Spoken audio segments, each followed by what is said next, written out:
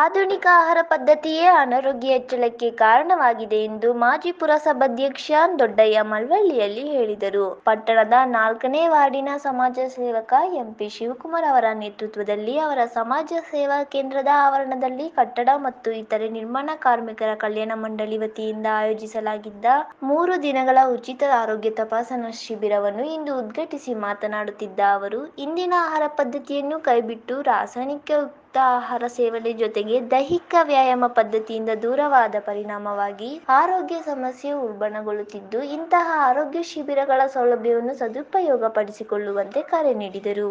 ಮಾಜಿ ಅಧ್ಯಕ್ಷ ನಾಗೇಶ್ ಮಾತನಾಡಿ, ಆರೋಗ್ಯ ಸಮಸ್ಯೆ ಇದ್ದರೆ ಆಗಾಗ ತಪಾಸಣೆ ಮಾಡಿಸಿಕೊಳ್ಳದಿರುವುದು ದೂರನೇ, ನಿಯಮಿತವಾಗಿ ಚಿಕಿತ್ಸೆ ಪಡೆದುಕೊಳ್ಳುವಂತೆ ಸಲಹೆ ನೀಡಿದರು. ಎಲ್ಲ ಸಾರ್ವಜನಿಕ ಬಂಧುಗಳೇ, ಇವತ್ತು ನಾವು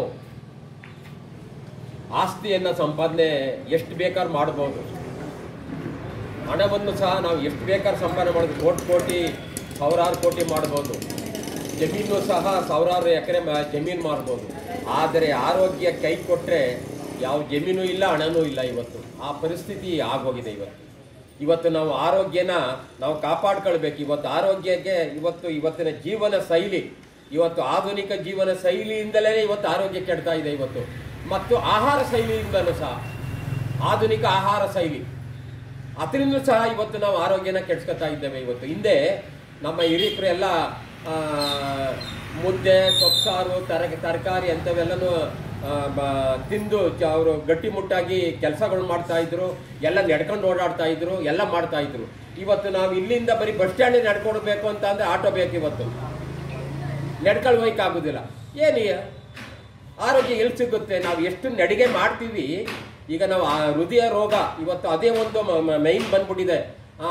ಹಾರ್ಟ್ ಅಟ್ಯಾಕ್ ಅಂದ್ಬಿಟ್ಟು ಬಂದ್ಬಿಟ್ಟಿದೆ. ನಾವು ಯಾಕೆ ನಡೀತಿಲ್ಲ? ನೀವು ಬರೀ ನಡೀರಿ. ನೀವು ಎಲ್ಲ ಹಾರ್ಟ್ ಬರ್ತದೆ? ನೀವು ಕುಂತಂಗೆ ಕುತ್ಕೊಂಡು ಟಿ ವಿ ನೋಡ್ಕೊಂಡು ಎಲ್ಲ ಮಾಡ್ಕೊಂಡು ಬರೀ ಏನು ಮಾಡ್ತಾನೆ ಕುಂತಿದ್ರೆ ಅದು ಹಂಗೆ ಬೊಜ್ಜುಗಳು ಬರ್ತದೆ. ನಾವು ತಿನ್ನೋ ಆಹಾರ ರಕ್ತನಾಳದಲ್ಲಿ ಜಡ್ಡು ಕಟ್ಕತ್ತದೆ. ಇದೇ ವೇಳೆ ಮಾಧು ಗಂಗರಾಜು, ಹರಸ್, ಶಿವಕುಮಾರಿ, ಎಂಪಿ ಶಿವಕುಮಾರ್, ವೈದ್ಯರು ಸೇರಿದಂತೆ ಮತ್ತಿತರರು ಉಪಸ್ಥಿತರಿದ್ದರು. ಶಿಬಿರದಲ್ಲಿ ಕಟ್ಟಡ ಮತ್ತು ಇತರೆ ನಿರ್ಮಾಣ ಕಾರ್ಮಿಕರ, ಅವರ ಕುಟುಂಬದವರು ಹಾಗೂ ಸಾರ್ವಜನಿಕರು ಚಿಕಿತ್ಸೆ ಪಡೆದುಕೊಂಡರು.